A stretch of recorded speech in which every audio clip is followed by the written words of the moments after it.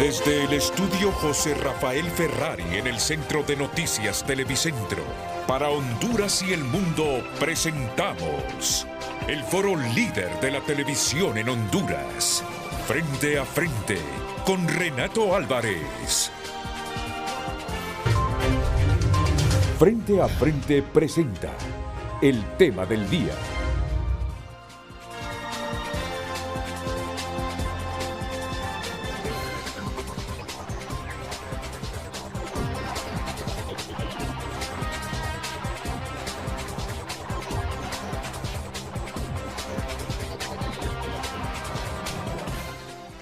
Muy buenos días, bienvenidos a Frente a Frente. Hoy es 5 de mayo de 2026. El próximo jueves son los primeros 100 días del Ejecutivo. Hoy son los primeros 100 días del Congreso. ¿Y cuántos días del alcalde del Distrito Central? ¿Qué fecha tomó posesión Juan Diego Zelaya? El 25 de enero, Día de la Mujer. O sea, ¿cuántos días? Hoy son 100 días. Hoy son 100 días. Sí. El caso del Congreso es que es provisional primero, el 23, sí. Y después 2-3 días después se instala. Pues hoy presenta la renuncia el alcalde del Distrito Central. Por el trans.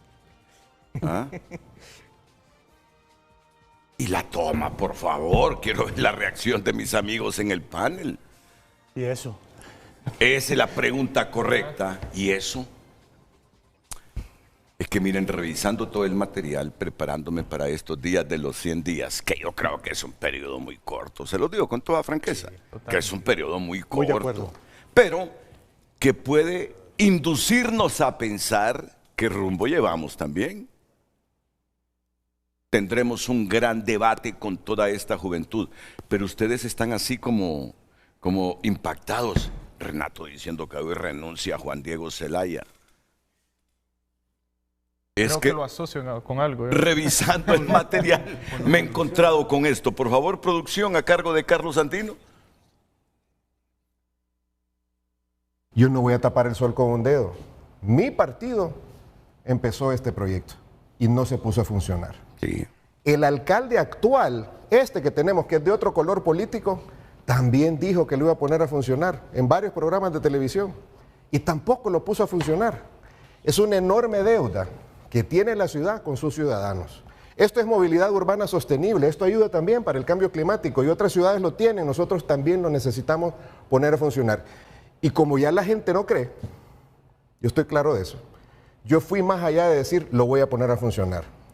Y aquí en otro programa de este grupo televisivo firmé un compromiso y dije, pueblo capitalino, si yo no lo pongo a funcionar en 27 meses, yo renuncio como alcalde. Punto. ¿Ah? Yo me he vuelto tan escéptico de los políticos. No, 27 meses, dijo. No 90 días, 27 meses. 27 meses. O sea que ya llevamos la cuenta regresiva. Ya es para llevarle la cuenta regresiva a Juan Diego Zelaya. Le quedan como 25 meses. No, le quedan 24. Le quedan 24. Si ya comenzó. No, la cuenta regresiva ya comenzó. No, él. No, si hay, sí, no, la gestión. Correcto. Lo están pintando, lo sí. han pintado y lo han.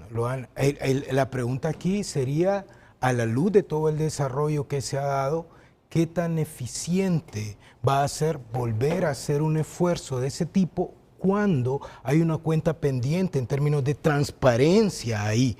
Yo creo que el esfuerzo tiene que estar primero en aclararle a la población qué fue lo que pasó, por qué un proyecto tan grande, tan prometedor, quedó en prácticamente nada.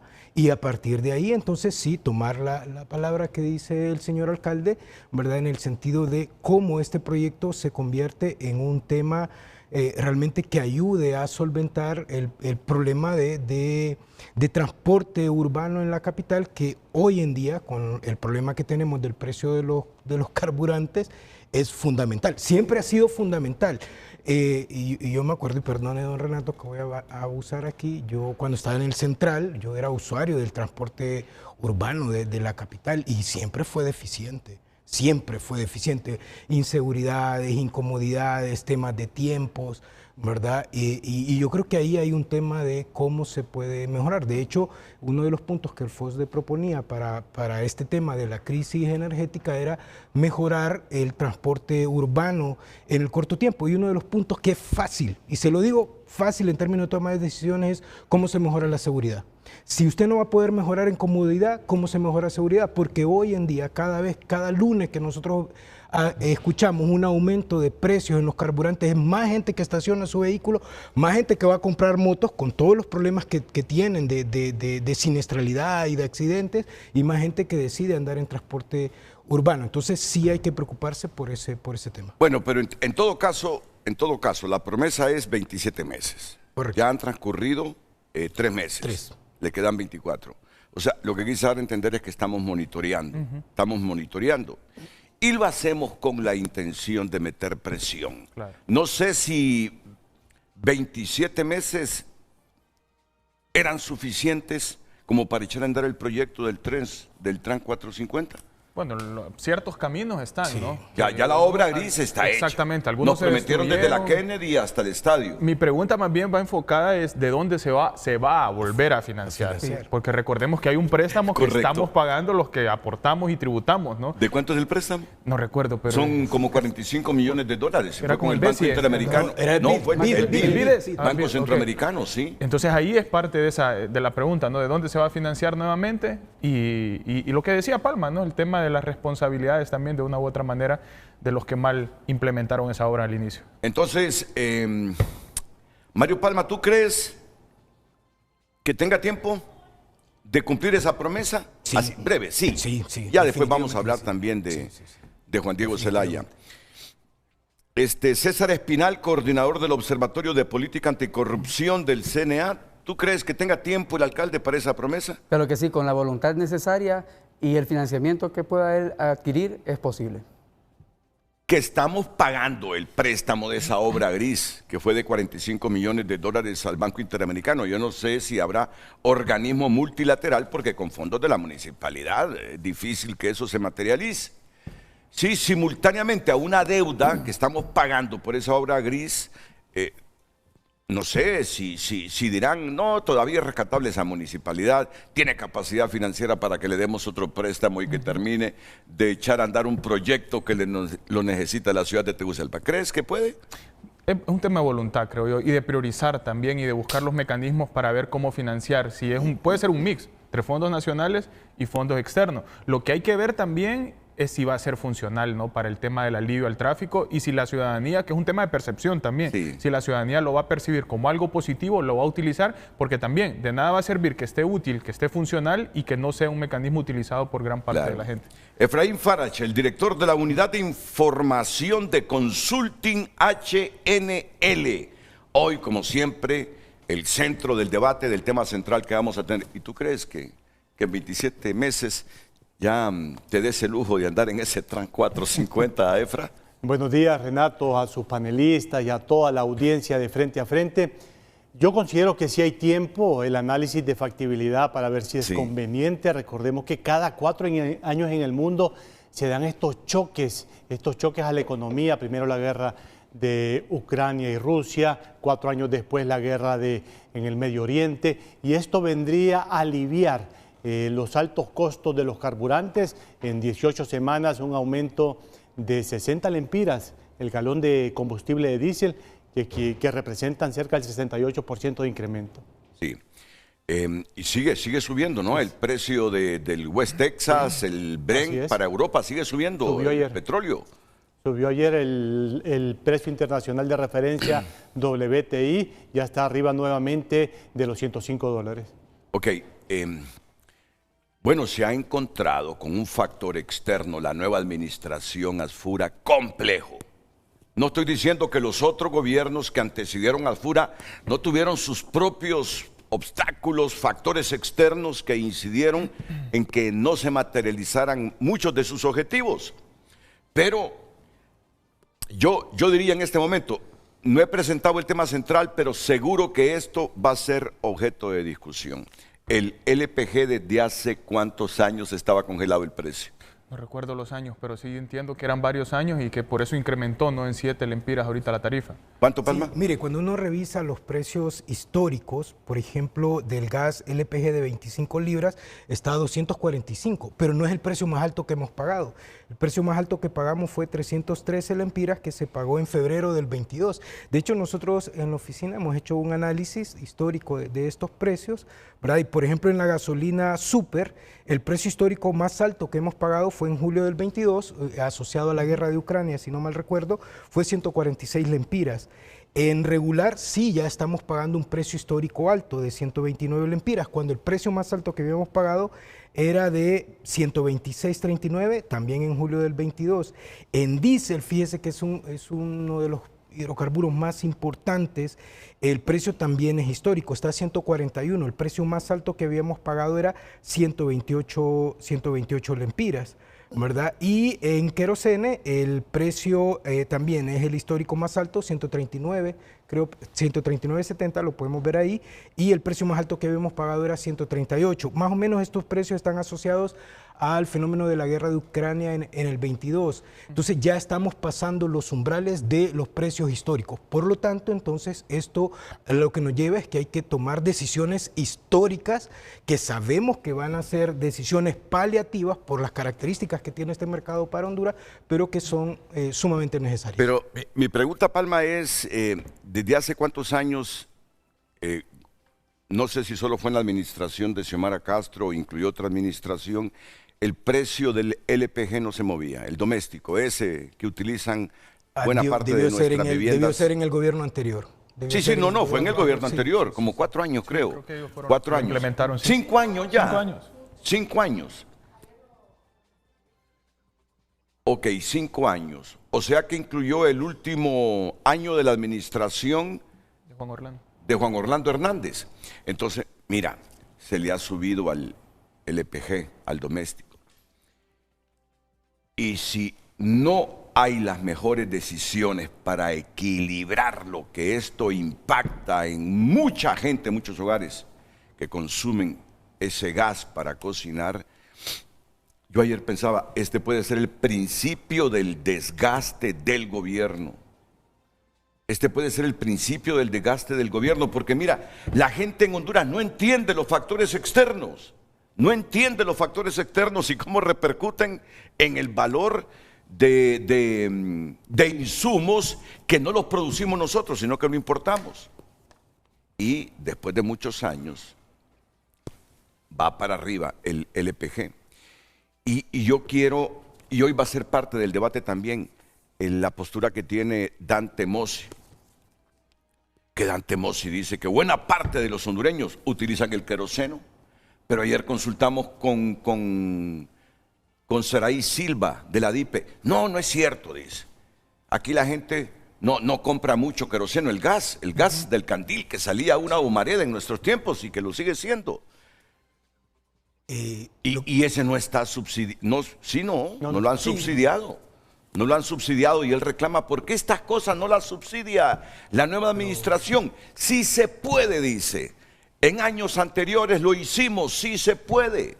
Ajá, y ahora rompen con el congelamiento de precios del LPG. El gas licuado que el gas, por el cambio que ha habido en las cocinas especialmente, ¿verdad? Porque yo comparto con usted, yo soy de una aldea, Palo Pintado, Comayagua. Me acuerdo que antes se cocinaba mucho con gas por unas estufas verdes y que usaban mechas, sí. Pero ahora se utiliza más por todo la accesibilidad que ha tenido la tecnología, más el famoso chimbo, ¿verdad? De hecho, cuando uno va y observa los puestos de baleada, la mayoría de ellos, mayoría tienen chimbo. Entonces, yo creo que ahí sí valdría la pena hacer un análisis, porque el tema de decisión de política tiene que ver con datos. Entonces, hacer un análisis, el gobierno tiene datos, ¿verdad? Hay especialistas y que nos pueden decir, miren, esto es lo más conveniente, especialmente cuando hablamos de subsidios con un tema de focalización. La focalización es importante para el impacto que tienen los subsidios. Muy bien. Pero ¿estás de acuerdo que ya comenzar a jugar con el precio? No, esto no es un juego, pero comenzar ya a impactar a través del precio el LPG puede ser políticamente complejo si no lo sabe manejar con otras decisiones equilibradas para un gobierno. Exactamente. Y Sí. no, mire, y este no solamente es un tema para Honduras, es un tema que está afectando Correcto. casi todos los gobiernos del mundo. Por eso, entonces, los tomadores de decisión aquí tienen que ser muy inteligentes, muy astutos, en el sentido de tomar las mejores decisiones y por sobre todo escuchar. Mire, si uno escucha los noticieros, escucha los foros, hay un montón de ideas que andan volando. El tema es que si nos hacemos una pregunta y aquí un poco buscar construir, ¿cuál es la estrategia que tenemos para afrontar este problema que ya nos lleva 3 meses? Sí. Entonces, ¿cuál es la estrategia concreta? Que alguien me diga a mí, esta es la estrategia que tiene Honduras para afrontarla. Es sumamente En complejo. este momento ni siquiera la percibes. Sí, pero bueno, yo obviamente no soy un especialista. Yo aquí estoy hablando como ciudadano porque a mí me ha tocado estar en varios foros y se nos ha hablado de campañas, se nos ha hablado de esto, pero seguimos con la coyuntura, seguimos analizando temas de coyuntura, pero aquí sí, ya estamos en precios históricos. ¿Y sabe cuál es el problema de esto? Y con todos los que están aquí, el problema es que no se avisora una solución al problema. Es distinto con la guerra de Ucrania, que la guerra de Ucrania fue temporal y luego, ahorita, las declaraciones que yo estaba escuchando al entrar aquí al noticiero es que el que está por donde se está generando el problema sigue agravándose, porque siguen las amenazas, siguen las posiciones donde no hay un acercamiento real. Entonces eso lo vuelve mucho más profundo el problema y ahí sí hay que tomar Mira, Mario decisiones. Palma, ayer yo me encontré con una reacción de una persona que refleja cómo somos los hondureños. Renato me dice, ese Tito es un Milei, me dice. Yo la quedo viendo, ¿verdad? Renato, ese Tito Afura es un Milei, me dice. ¿Qué me quiere decir? A ese hombre no le importan las reacciones de la gente. Dice, cuando se trata de ponerle valor a determinado producto que es muy popular, aunque haya un costo político, dice. Mire con el gas LPG. Que le aumentó, dice, y desde hace 5 años estaba congelado el precio. Mira, me vine pensando eso.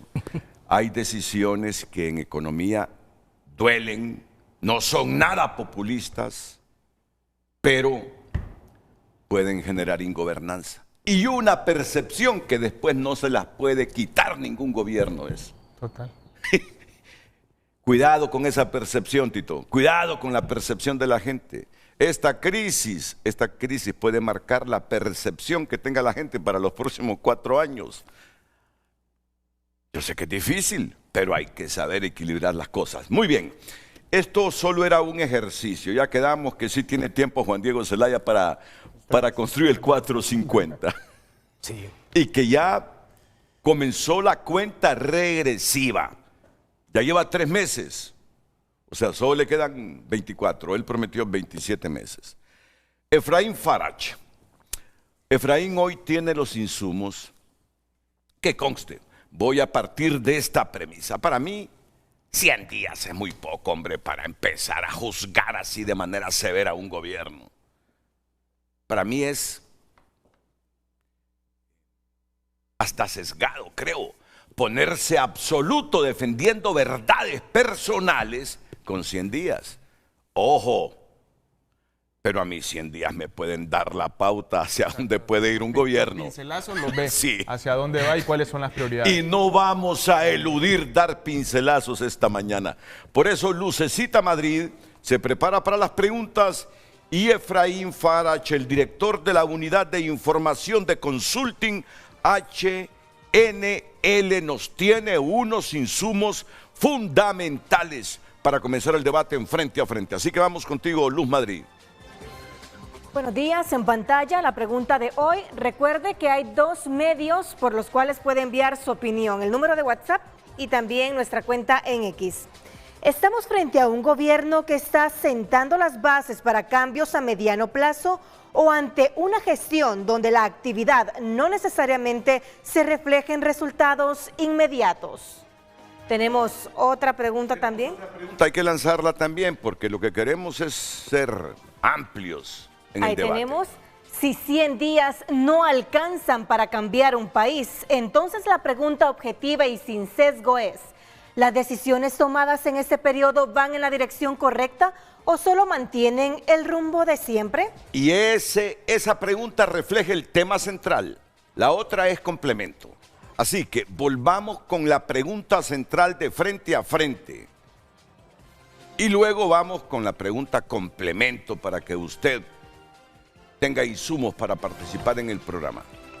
Si 100 días no alcanzan para cambiar un país, entonces la pregunta objetiva y sin sesgo es, ¿las decisiones tomadas en este periodo van en la dirección correcta o solo mantienen el rumbo de siempre? ¿Estamos frente a un gobierno que está sentando las bases para cambios a mediano plazo o ante una gestión donde la actividad no necesariamente se refleja en resultados inmediatos? Frente a Frente presentó el tema del día.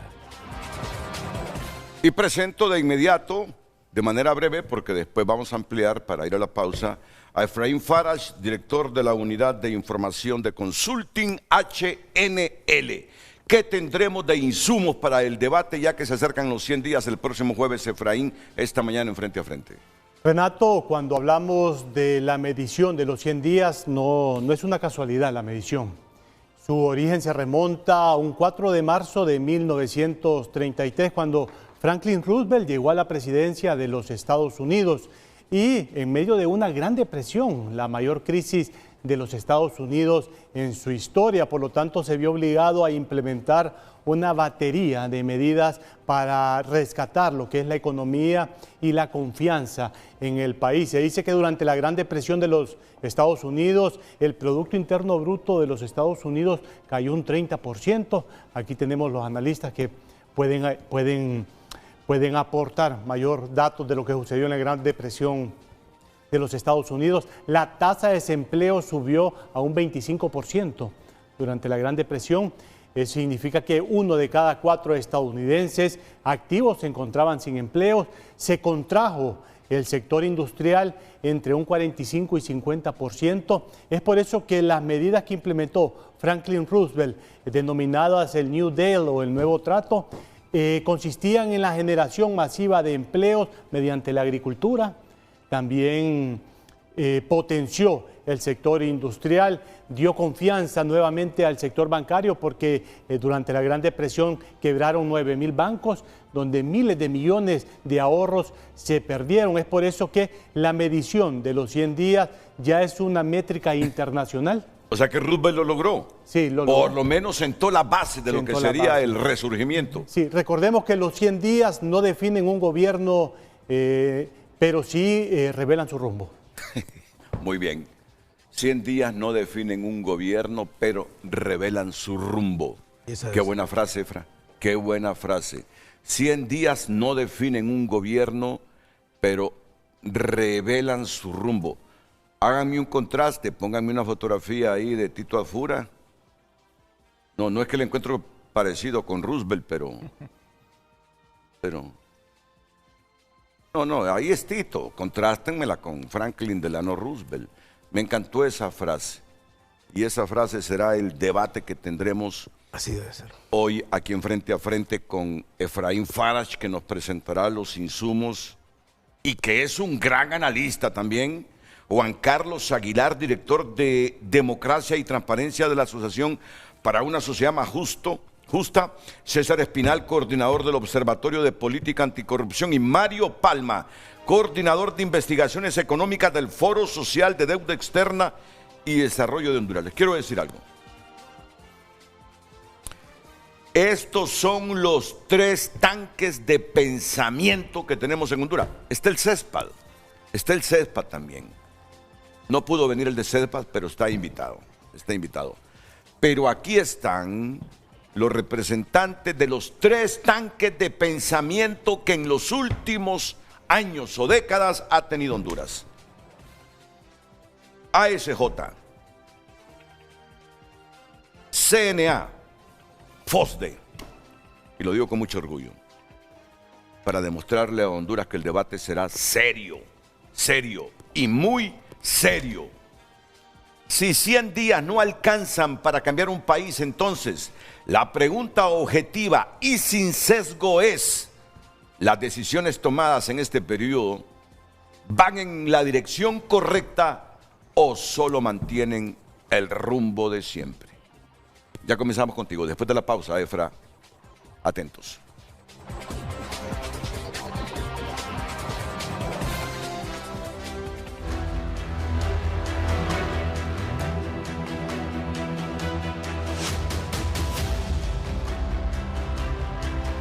El tráfico es presentado por Centro Automotriz Rendillantas. Cambio de aceite con Valvoline, Castrol o Chevron.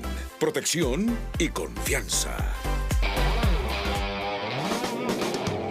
Buenos días, 7:25. El tráfico vehicular lo conoce usted en Frente a Frente, ubicados en la salida a los municipios de Santa Lucía, Valle de Ángeles y Cantarrana.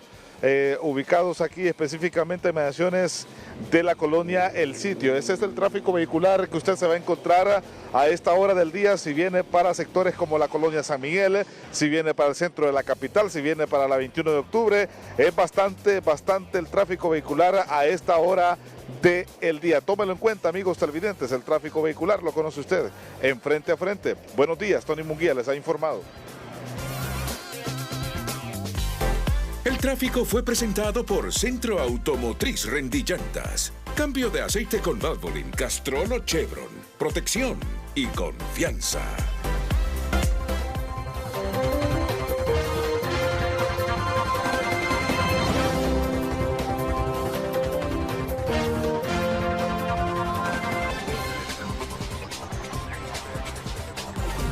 Redes sociales son presentadas por La Curazao.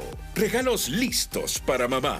Encuentra aquí el regalo que mamá merece. Participa y gana muchos premios para mamá.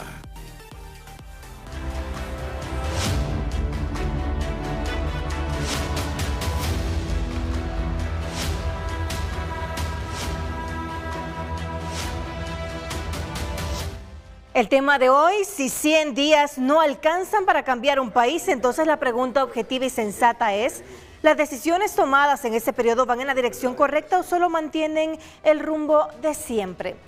Vamos a darle lectura a los mensajes. Manuel Cáceres opina: creo que la presión no es si en 100 días no han cambiado el país. La percepción que se tiene es que no existe un plan de nación previo, diseñado como una guía de lo que se pretende, de lo que se pretenderá como gobierno hacer. Roberto Díaz: no hay nada que nos sorprenda en ese gobierno. Bueno, sí lo hay, dice. Tito habló de austeridad y parece todo lo contrario. 100.000 empiras a cada diputado salieron de casa presidencial. Comienza el nepotismo. La canciller juramentó a su sobrina como embajadora. Sigue la inseguridad. Lucy escribe: se llenaron la boca que si en 100 días no habían hecho todo el atajo de mentiras que entregarían sus puestos. Dijeron en su programa, Renato se acuerda, el usurpador alcalde y usurpador presidente, ellos no fueron electos por el pueblo. 27 meses. Juan Diego, 27 meses para que andemos en el tren. Y está bien, hay tiempo. Vamos a ver. Por eso estamos presionando. Sí. Francisco escribe: amo ver cómo ya ustedes mismos responden su propia pregunta para justificar a este gobierno, diciendo que 100 días no ajustan para cambiar un país. Si nos vamos a los 100 días de Xiomara, la pregunta no venía con esa respuesta. Se nota que ya hay tilín, dice. Lucy de nuevo escribe: esto va de mal a peor. La verdad es que los políticos son una farsa, solo son ladillas en el gobierno.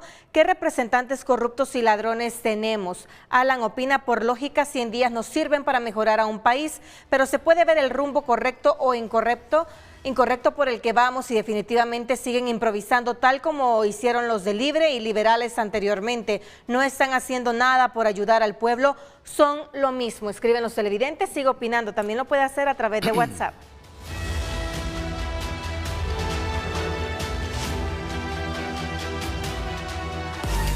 Redes sociales fueron presentadas por La Curazao. Regalos listos para mamá.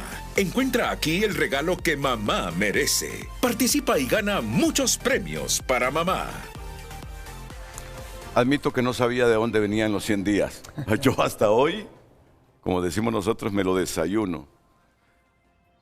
Franklin Delano Roosevelt después de la depresión económica 1933 en adelante. Era tanta la urgencia de echar a andar la economía gringa, resurgirla, dinamizarla, que se propuso en 100 días y tomó decisiones sobre un montón de temas. Entonces, desde ahí viene la cosa de por qué exigimos 100 días a los gobiernos. De ahí viene la métrica internacional de los 100 días, después de esa batería de medidas que implementó Franklin Roosevelt durante los primeros 100 días de su gobierno para rescatar la economía, porque estaba en una condición muy crítica, la mayor crisis económica, y esto se debió a la caída bursátil, que es la caída de los precios en la bolsa de valores. Bueno, aunque estemos distantes en el tiempo, 1933, 2026, ¿cómo fueron los primeros 100 días de Franklin Delano Roosevelt? Que tú lo has descrito con los primeros 100 días de la administración Aspura en Honduras. Y para eso, don Renato, hemos trabajado desde el día 1, que es el 27 de enero de este año 2026, un control de todas las acciones ejecutivas implementadas directamente por el presidente Narria Fura. Entonces llevamos un control por eje, por mes, para que nuestros analistas aquí lo amplíen en materia económica, política y social. Ya hablamos de dónde surge, de dónde viene el origen de los 100 días. Entonces en la siguiente diapositiva vamos a comenzar a entender cómo recibió el presidente Narria Fura el gobierno. Es un reto muy importante, podemos ver un alto nivel de pobreza, según el Instituto Nacional de Estadísticas, arriba del 60%. Recordemos el índice de percepción de corrupción 22 sobre 100, el déficit comercial al cierre del 2025 en más de 8.200 millones de dólares, la tasa de desocupación, según diversas fuentes, entre un 4.9 y 6.14%. Bueno, el presupuesto general de la República, que fue aprobado en el día 85 de la administración actual, con más de 444.000 millones de lempiras. Recordemos que las remesas cerraron el 2025 con más de 12.200 millones de dólares, según el Banco Central. Estas remesas representan cerca del 30% del Producto Interno Bruto y lamentablemente cerramos con este dato que para mí es escalofriante, que no llegamos ni a 900 millones de dólares en inversión extranjera directa, y estos son los retos con que toma el presidente Narria Fura el gobierno de la República. Pero es que en los últimos años ese ha sido como un promedio. No, en el 23 fue más de 1.033 millones. Hubo una disminución en los últimos 2 años de inversión extranjera directa. Ese podría ser un buen indicador si consideramos que una de las principales apuestas que tiene el gobierno actual tiene que ver justamente con volver a Honduras un buen destino de inversión. Sí. Yo creo que ese indicador, dicho sea de paso, en un contexto internacional que es sumamente desafiante, especialmente para Honduras, por el precio de los energéticos, el precio de los commodities, ese es un indicador. Pero tú sabes, Mario, tú sabes que buena parte de esto es reinversión de empresas que ya están constituidas en Honduras, ¿ves? Claro, exactamente, pero mire, en el 23 siempre Honduras ha tenido una característica que es reutilización de utilidades. Sí. Eso es, Honduras no está haciendo en los últimos años, y no estoy hablando del gobierno anterior, estoy hablando de varios periodos de gobierno allá, donde Honduras no es un buen destino de inversión, a pesar de las ventajas comparativas que tiene nuestro país con respecto a la principal economía de consumo. Entonces, ahí es donde está el gran reto. Y yo aquí tomo lo siguiente, que fue lo que usted y Marco mencionaron, Efraín, perdón, que Marco es tu hermano. Sí, perdón, Efraín.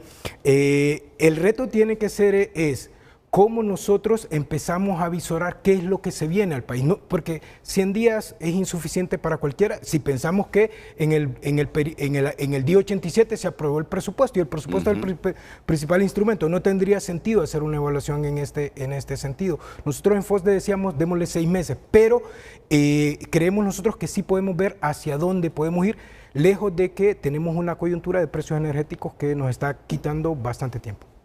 Y en la siguiente diapositiva, este es un escenario de cómo nosotros tenemos un control muy dinámico de los 100 días. Esto lo vamos a desglosar con algunas gráficas. Hoy es el día 98, recordemos que esto está actualizado hasta las acciones que se tomó el día de ayer.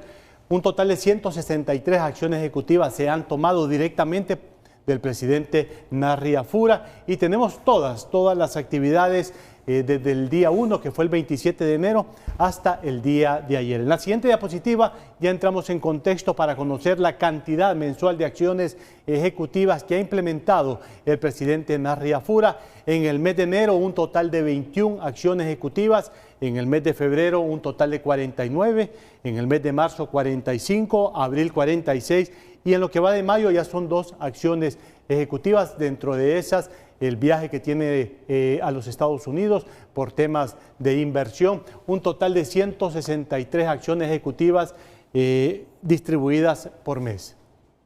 Bueno, ya viajó, ayer viajó a Los Ángeles. Y entre esas acciones ejecutivas, a ti como analista, ¿te impresiona una, 2 o 3? 10. 10 te impresionan. 10, ya se la voy a mostrar. Muy bien, muy bien, muy bien. En la siguiente diapositiva, esto es importante para sus invitados en temas de análisis. Esta es la cantidad de acciones ejecutivas que ha realizado directamente el presidente Narri Afura desde el día 1 hasta el día 97, hoy es día 98, un total de 163 acciones ejecutivas. En la parte de administración son 46 acciones, y aquí me llama la atención, Renato, que ese valor es alto debido a que ha juramentado a su gabinete de gobierno casi todos los días. 2 o 3 veces por semana hay juramentación del gobierno. Para uno es debilidad, para otro es que están poniendo las mejores piezas en el gabinete, es por eso que esa se ve elevado. Desde ya te digo, para mí es debilidad. Un gobierno debe llegar claro cuál es el perfil del funcionario que quiere. Máxime sabiendo que en 100 días se le va a analizar. Para mí esa es una debilidad, una improvisación absoluta de este gobierno de Afura. Pareciera que no sabía cuál es el perfil de gente que necesitaba. Y mucha gente me dice, Renato, ¿por qué no pone a otra gente a juramentar, apareciendo en juramentaciones de funcionarios que... No voy a demilitar el puesto que tienen, pero que el presidente debería estar en otro nivel? Por favor, disculpa que te interrumpí. No hay problema. 46 acciones ejecutivas, dentro de esas eje de administración son reuniones con sus secretarios de Estado, también algunos viajes que ha realizado y la juramentación del gabinete de gobierno. Aquí me llama la atención lo siguiente, y esto lo voy a subrayar. Fíjese bien, entre economía e inversión son un total de 46 acciones, y esto es importante en el tema de atracción de inversión y en el tema de toma de decisiones para generar las mejores condiciones para el país en métricas económicas. Representan el 30% del total de las acciones ejecutivas que ha tomado el presidente Narri Afura en materia de economía e inversión. ¿Y cuáles son estas acciones? Reuniones con inversionistas, reuniones con la Cámara de Comercio e Industrias de Tegucigalpa, Cortés, la zona sur del país, el Consejo Hondureño de la Empresa Privada, también reuniones importantes fuera del país y entre otras acciones ejecutivas en materia de economía e inversión. Política exterior, uno de los pilares que se siente que avanza muy lento, son un total de 17 acciones ejecutivas. Educación 13, donde sobresale la inauguración del año lectivo 2026 y la entrega de textos escolares. Ahora te voy a decir algo. Depurar la política exterior de Honduras después de décadas de vicios estructurales no es cosa fácil. Ahora, sí podemos hoy debatir si esa depuración, si es que existe en estos primeros 3 meses, nos conduce a transformar y a reformar de manera radical nuestra política exterior. Ya ese es otro tema. Es lo más complejo que tenemos. Un servicio exterior, estoy hablando de embajadas, cónsules y todo eso, muy debilitado. No así algunos órganos internos de la Cancillería, como la gente que históricamente se ha dedicado a defender nuestra soberanía, nuestras fronteras, a sustentar que esto nos pertenece, que esto es de Honduras. Pero aquí el debate va a ser si los cambios que está haciendo la canciller Mireya Agüero son para transformar nuestra política exterior y eficiencia en nuestras embajadas o consulados, o es más de lo mismo nombrar parentela y amigos políticos? Disculpa. Sí, en ese sentido, don Renato, si le puedo ayudar en algo, en un análisis que nosotros hemos estado haciendo en FOSDE, nos damos cuenta que, por ejemplo, en el plan de gobierno se hablaba de una agencia hondureña de promoción internacional, ¿verdad? Público-privada, en términos de inversión y política y comercio exterior. Y efectivamente, cuando revisamos el presupuesto, sí se creó una nueva institución, ¿verdad?, que se llama la Oficina Presidencial de Comercio Exterior. Es decir, en este sentido sí hay una, y es de destacarlo, digamos, hay una congruencia entre lo que se planteaba, que yo creo que es el gran desafío, es lo que se plantea en el plan de gobierno se mira respaldado en el principal instrumento, que es el presupuesto. Entonces, si nos vamos con eso, sí podemos decir, efectivamente empezamos a construir, porque, vuelvo a repetir, ese es el gran reto que tenemos como sociedad. ¿Cómo volvemos a Honduras un buen destino de inversión? Me estás hablando de Melvin Redondo y la Oficina de Comercio Exterior, sí, que creó el gobierno. Sí, puede ser. Están trabajando muy seriamente. Sí, pero yo me concentré en política exterior no relacionada al comercio, sino a...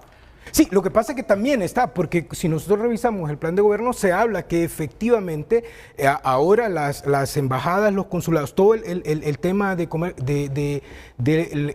¿cómo se llama? Ese es el debate, lo que me estás diciendo. Exactamente, van a concentrarse en dos cosas, uno que tiene que ver con migración y una atención adecuada a nuestros migrantes, y el otro tiene que ver con posicionar a Honduras como un buen destino de inversión, de turismo y todo ese tipo de cosas. Si es coherente los nombramientos que se han hecho en el Servicio Exterior de Honduras con la mentalidad de renovar y de darle más dinamismo a la inversión, que es el gran propósito de Melvin Redondo. Exactamente. Ok, ese es el debate. Sí. Si los perfiles de los que hemos nombrado son primero coherentes conocer con la gran política del gobierno. Exacto, primero conocer cuál es la estrategia. ¿Cuál es la estrategia que vamos a...? Y luego, si los elementos que se están incorporando pueden aportar a esa estrategia. Ok, estás hablando de la cantidad de acciones ejecutivas por eje de análisis en este momento. Sí, y para avanzar más rápido y que sus analistas ya amplíen, salud, 12 acciones, dentro de ellas el decreto de emergencia en el Instituto Hondureño de Seguridad Social, infraestructura, 11 acciones, dentro de esas las 2.700 kilómetros de mantenimiento en las carreteras, energía, seguridad, medio ambiente, turismo y varios.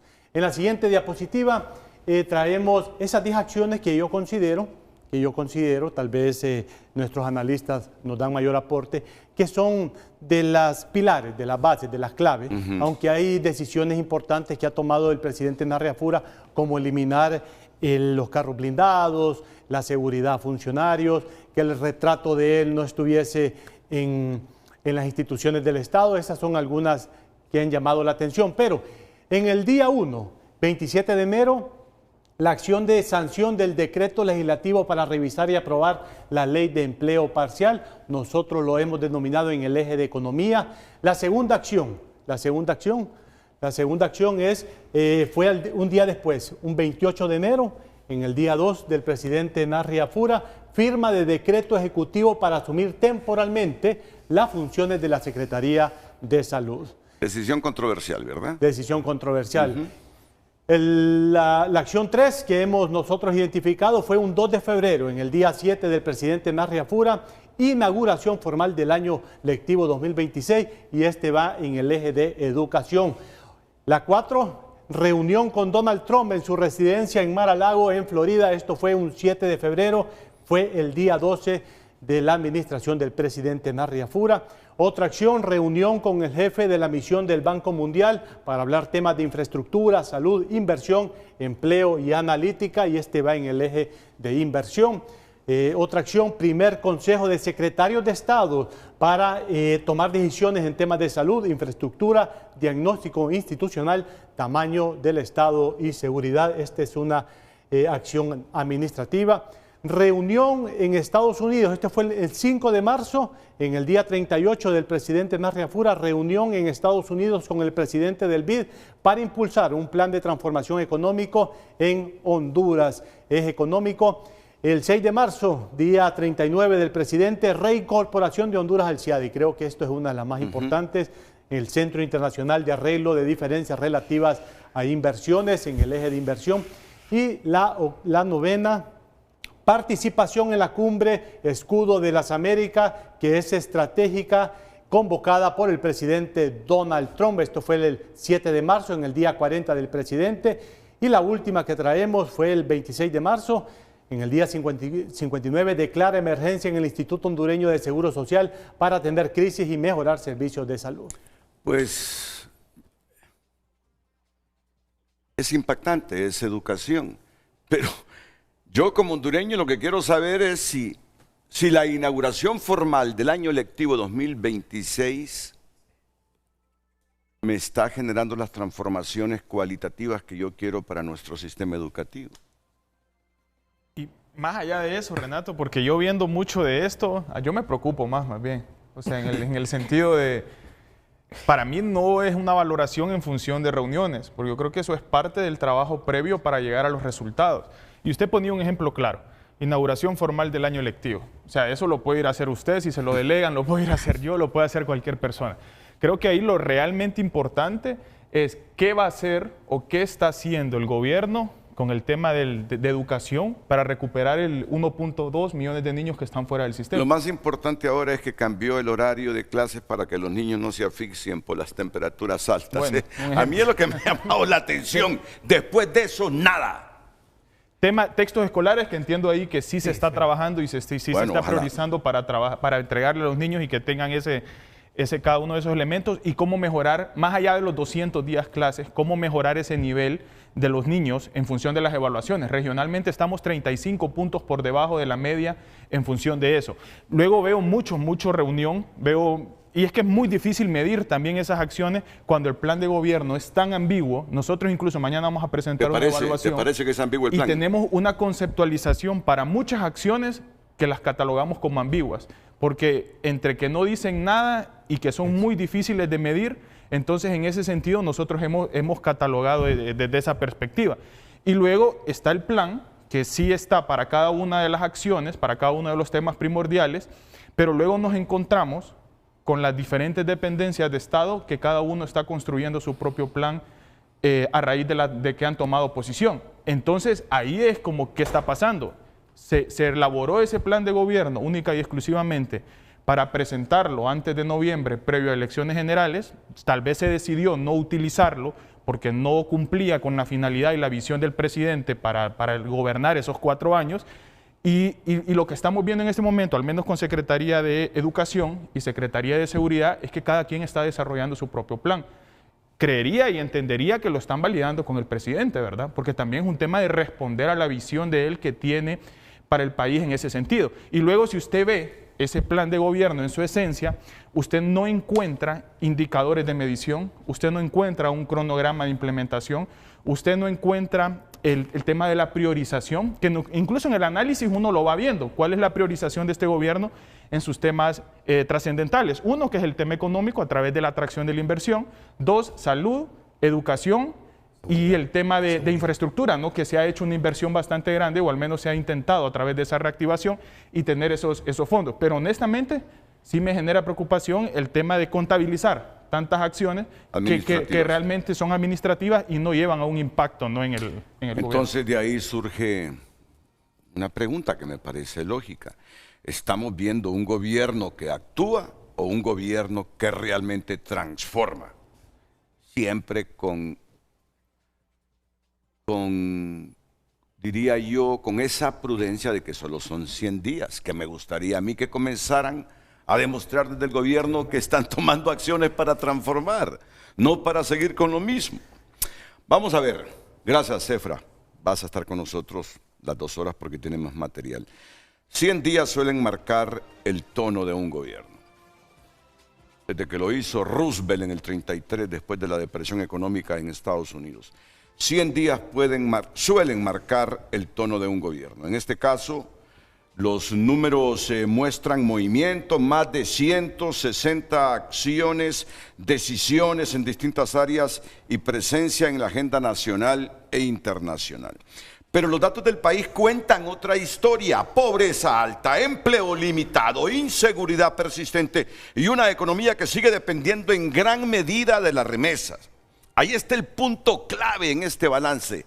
Aunque solo sean 100 días, entre lo que se hace y lo que realmente cambia. Porque al final, gobernar no es solo actuar, es lograr que estas acciones se traduzcan en resultados que la gente pueda sentir en su vida diaria. ¿Los está sintiendo esos cambios la gente?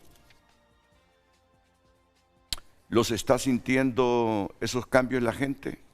Diferencia entre coyuntura y ser estructural. Yo creo que ahí viene el gran desafío. Ahí vamos. Después de la pausa va a intervenir César Espinal, va a intervenir Mario Palma. Desde luego estará también Juan Carlos Aguilar y Efraín Farach. Por eso la pregunta que se ha formulado. Estamos frente a un gobierno que está sentando las bases para cambios de mediano plazo o ante una gestión donde la actividad no necesariamente se refleja en resultados inmediatos. Intentamos ser todos los justos. Fíjate que todos coincidimos y partimos de una premisa, que 100 días para el país que hemos construido en años no es fácil, no es fácil, pero por lo menos queremos tener algunos olores e indicios que nos demuestren que esto va a ser diferente a lo que nos ha gobernado antes. ¿Estamos? Muy bien, volvemos.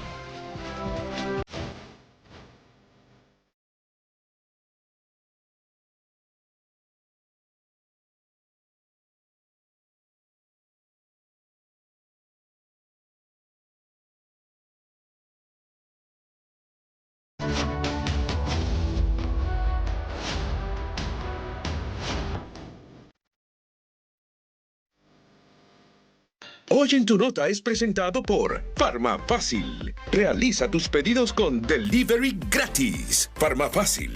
Bienestar a tu alcance. El periódico digital tunota.com destaca en su portada: ¿cuándo volverán los vuelos internacionales a Toncontín? Eso dice la CID. Asfura viaja a Estados Unidos previo a cumplir 100 días de gobierno. El mandatario aseguró que su administración trabaja en resolver problemas y generar oportunidades para los hondureños. El segundo toro, el terror que terminó en sangre en el penal sanpedrano. Estas y más noticias en tunota.com. Redes sociales son presentadas por La Curazao. Regalos listos para mamá. Encuentra aquí el regalo que mamá merece. Participa y gana muchos premios para mamá. Damos lectura a más mensajes. Ismael opina: si bien es cierto, hay que ser optimista con cada proyecto que se inicia siempre y cuando se han desarrollado todas las previsiones necesarias, pero con el respeto que se merecen. Ya el foro de debate comenzó mal al asegurar que en los 27 meses se cumplirán los compromisos. Señores, Tegucigalpa es un caos completo. Se tiene que resolver esa confusión vial, problemas de vulnerabilidad ante el cambio climático, seguridad ciudadana, crisis hídrica, etcétera. Esperemos que todo salga bien, pero el escepticismo es bárbaro en todos los hondureños conscientes. Escepticismo es bárbaro en todos los hondureños conscientes. Riga escribe: ¿y es que acaso el señor Afura se puso a prometer? Hasta donde yo sé, su nefasta campaña fue solo a puro populismo y TikTok. Donald Funes escribe: no es improvisando que saldremos adelante. Rectificar es aún posible, planificar participativamente y escoger a funcionarios idóneos. Esperamos resultados. Los políticos, sin importar sus inútiles ideales, van por el mismo rumbo, hacia el mismo objetivo: robar al contribuyente. Más opiniones. José Mario Reyes escribe: el mundo está en una crisis multivariable y popularmente nos acostumbramos a la propaganda de toda acción. Estamos en un nuevo estilo de liderazgo enfocado en acciones y abordaje de la causa raíz de problemas del país. En menos propaganda, eso ya es un cambio de paradigma. Con menos propaganda, escribe el televidente Juan Carlos Hernández. Hasta los momentos las decisiones han sido paliativas y no orientadas a buscar soluciones. El presidente del Colegio de Economistas ha escrito ese mensaje: hasta los momentos las decisiones han sido paliativas y no orientadas a buscar soluciones de fondo. No se ve una política clara para solucionar el problema de la NE, principal talón de Aquiles de las finanzas públicas, por solo mencionar un ejemplo. más mensajes. Carlos Araque opina, seguimos teniendo los mismos actores políticos, difícilmente tengamos mejores resultados. En el legislativo, diputados 3 o 4 periodos sin gestión, únicamente adaptados al sistema. En el ejecutivo, ministros con antecedencia y señalamiento de corrupción. ¿Qué podemos esperar? Opina el televidente. Vamos a ver a través de WhatsApp las opiniones. Todo lo que está en el foro tienen años de no subirse a un bus. Si lo hicieran, no hablarían de transporte público, es lo peor que hay, no lo dejan subirse ni bajarse, lo tratan mal con la música a todo volumen y todo sucio los buses. La ruta del Trans 450 es pésima porque poca gente pasa por ahí. La ruta era del Carrizalo de Comayagua hacia Tegucigalpa. Vamos a ver más mensajes. ¿Qué necesidad de Renato de querer gobernar el país? Vamos a ver otra opinión. 100 días, lo primero es cambiar las malas directrices que tenía la administración anterior, volver al empleo por hora, volver a motivar la inversión y así se debe volver a un país normal, escriben los televidentes. Muchas gracias, sigo opinando a través de nuestras redes sociales. Redes sociales fueron presentadas por La Curazao. Regalos listos para mamá. Encuentra aquí el regalo que mamá merece. Participa y gana muchos premios para mamá.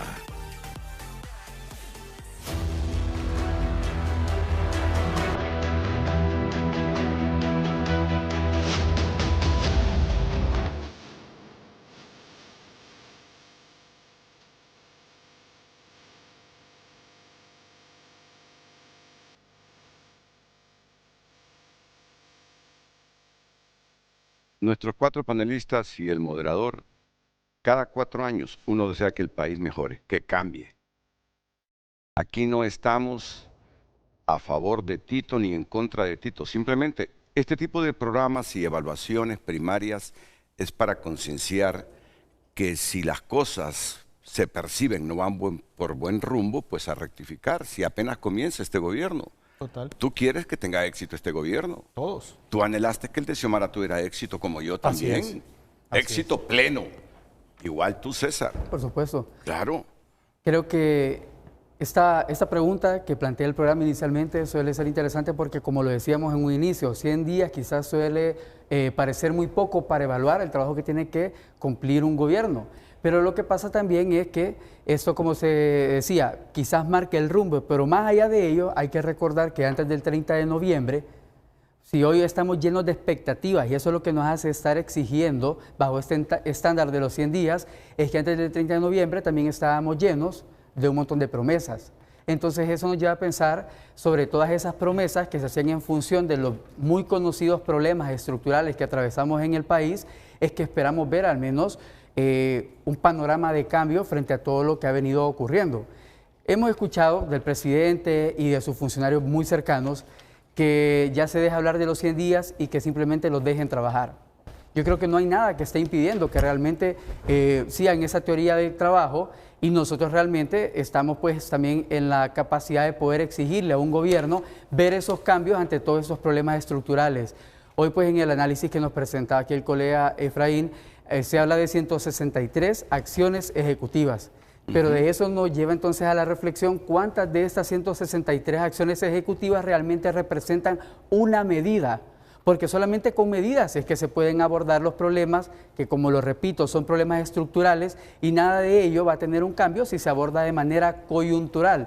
Y para sentar un ejemplo de todos estos problemas, uno muy histórico ha sido el tema de salud, donde ni siquiera hoy existe un titular nombrado por el presidente en esta dependencia para tratar los diferentes temas. Creo que el primero que se ha intentado abordar es el de la mora quirúrgica.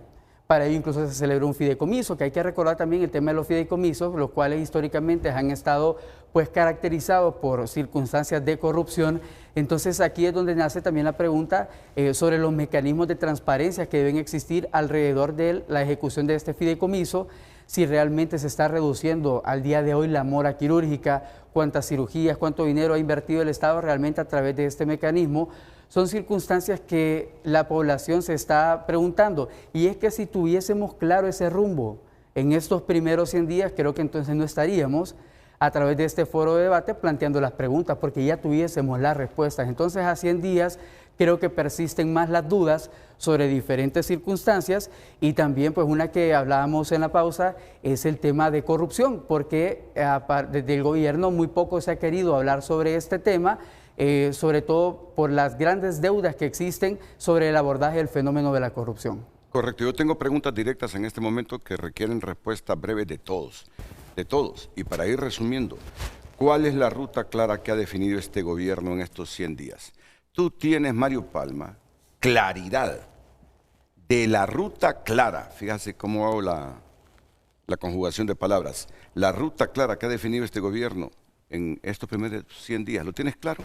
Bien, para mí el tema pasa por preocuparse mucho por mejorar el tema del clima de inversión. Me parece que ese es uno de los grandes esfuerzos que se han hecho, ¿verdad? En el tema de esa relación que había entre sectores productivos, que es sumamente importante en el país. Me parece que ahí hay... Colócate la bala que parece que se te cayó. La tienes a la derecha. Acá, perdón. Sí. Perdón. Vamos a tratar de ubicarla acá, ahí. Sí. Ahí. Entonces le decía, el esfuerzo que hay por mejorar el tema de inversión, acercamiento con sectores que son sumamente importantes. Me parece a mí que ese es uno de los grandes esfuerzos que se han hecho. El otro me parece que está encaminado, pero que ha estado generado por una crisis que César lo mencionaba y se mencionaba aquí también, es el tema de salud. Me parece que ahí hay un tema bien importante, hay un gran desafío en términos de la institucionalidad, porque es el presidente el que lidera ese sector. Me parece a mí que esa es una decisión que en términos institucionales es bastante desafiante. ¿Por qué lo voy a decir? Lo voy a decir porque el presidente puede tener muy buenas intenciones, pero el tema es que aquí no vamos a hablar de intenciones, el tema es que tenemos que hablar de eficiencia en la toma de decisiones, que es uno de los puntos. Eficiencia y transparencia en toma de decisiones de política pública es uno de los puntos que nos deben todos los que han gobernado el país. Tú tienes claro que en estos 100 días, ¿qué problema estructural decidió atacar primero el gobierno? ¿Lo percibes? ¿El problema estructural de Honduras que ha decidido atacar el gobierno? Mire, don Renato, yo he estado leyendo, me leí todos los programas de gobierno, de los 3 principales y este especial.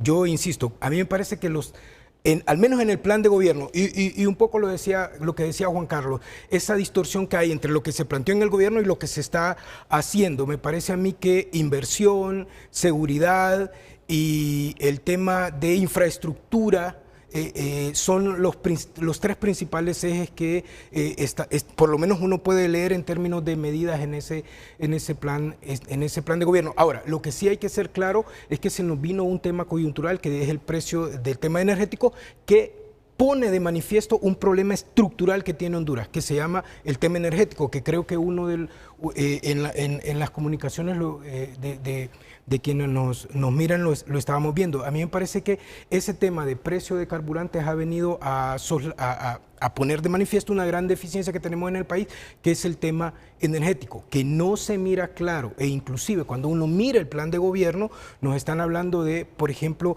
programas de nuevo de reducción de pérdidas, de los mismos temas que hemos hablado en los últimos años, de cómo mejoramos las cuentas de la estatal eléctrica, que está dentro también del acuerdo con el fondo. Es decir, en términos generales, yo creo que sí hace falta por lo menos una comunicación efectiva. No estoy hablando de propaganda, estoy hablando de comunicación efectiva. ¿Por qué? Porque en economía las señales son importantes, y cuando estamos en un tema de desaceleración económica, las señales son mucho más importantes. Yo te hago 2 preguntas, Efraín Farach. ¿Qué problema estructural decidió atacar primero y por qué ya respondió Mario Palma? ¿Qué decisiones en estos 100 días muestran un cambio de modelo y no solo continuidad? ¿Qué indicadores deberían empezar a moverse primero si la estrategia es correcta? Renato, cuando inició el gobierno, el enfoque fue distribuido en salud, seguridad y economía.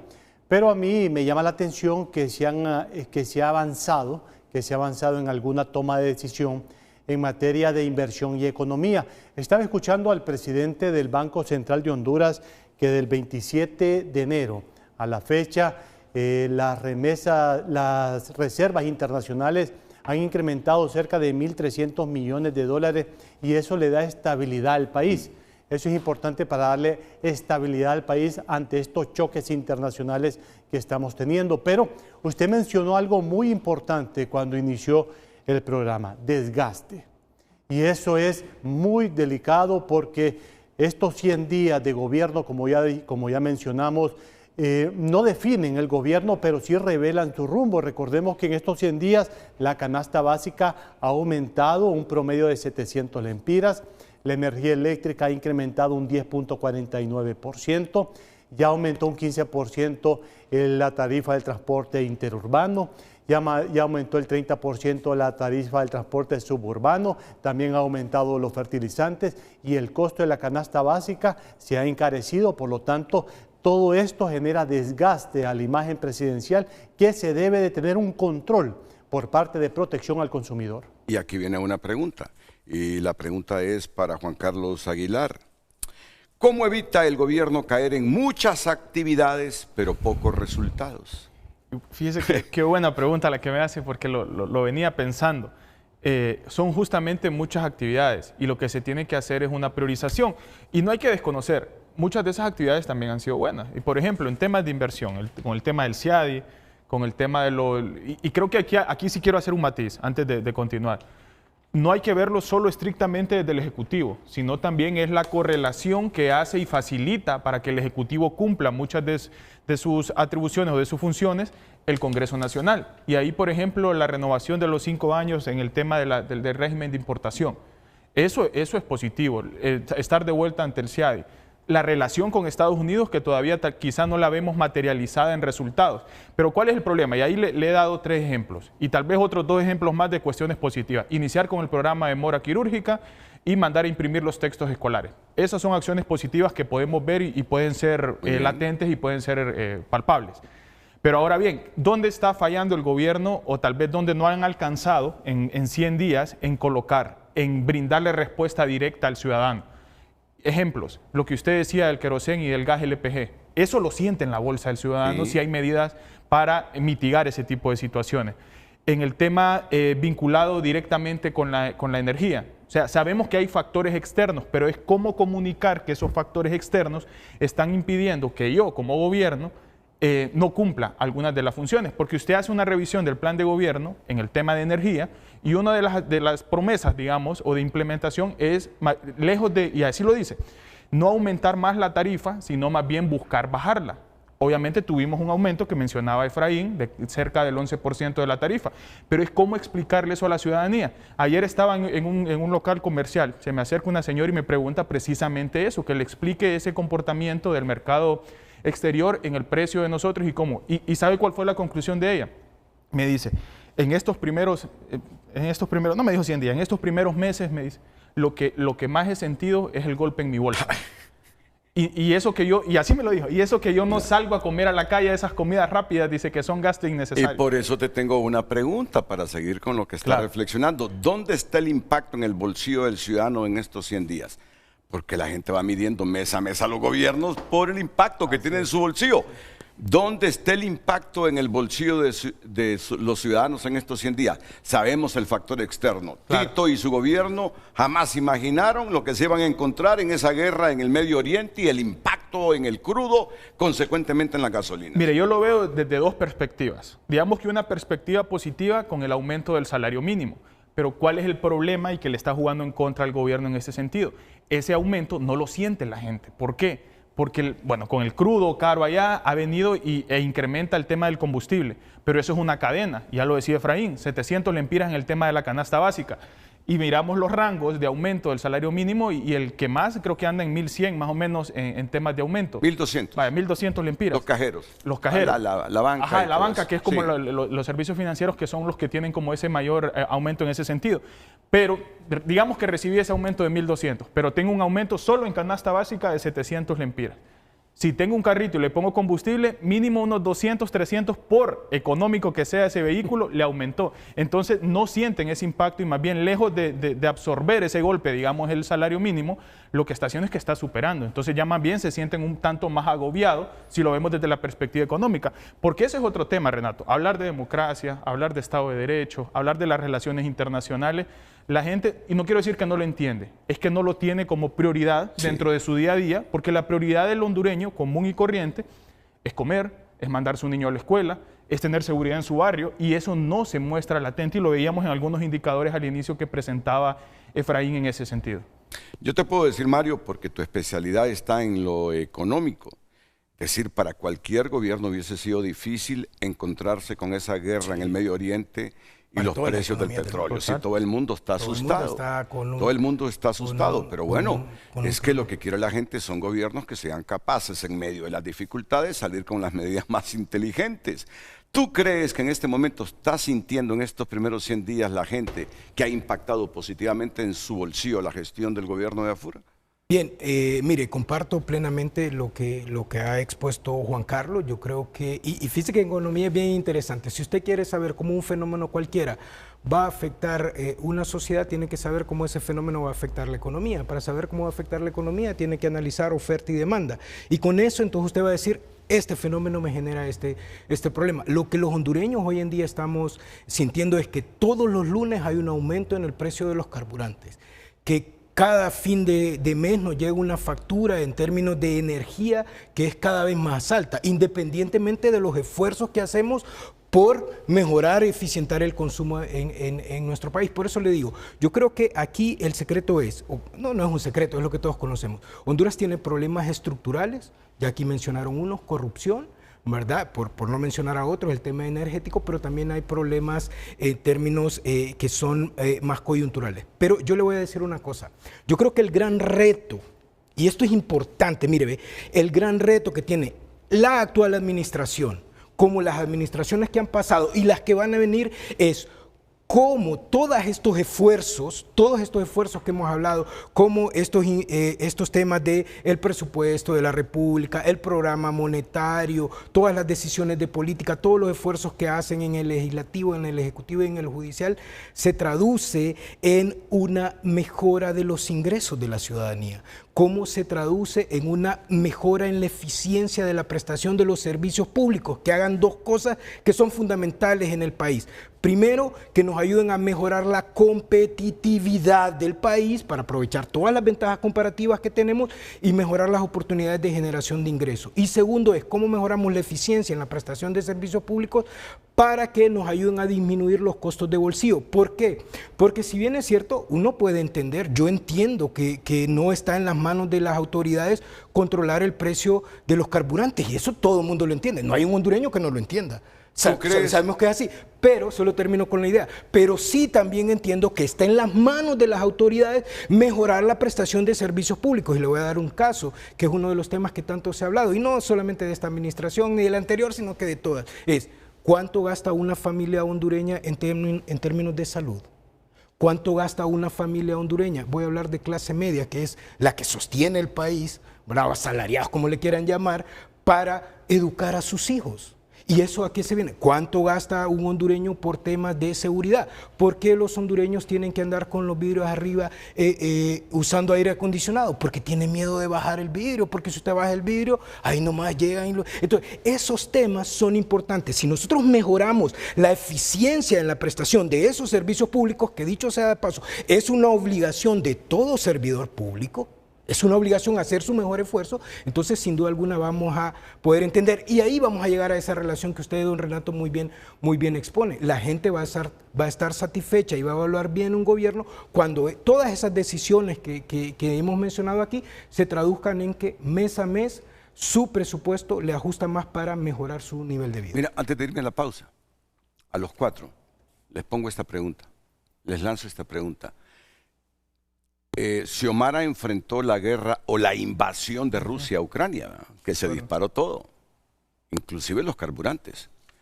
Tito ha enfrentado algo similar o peor, esa guerra en el Medio Oriente, surgida a raíz de ese operativo de Israel y de Estados Unidos contra Irán.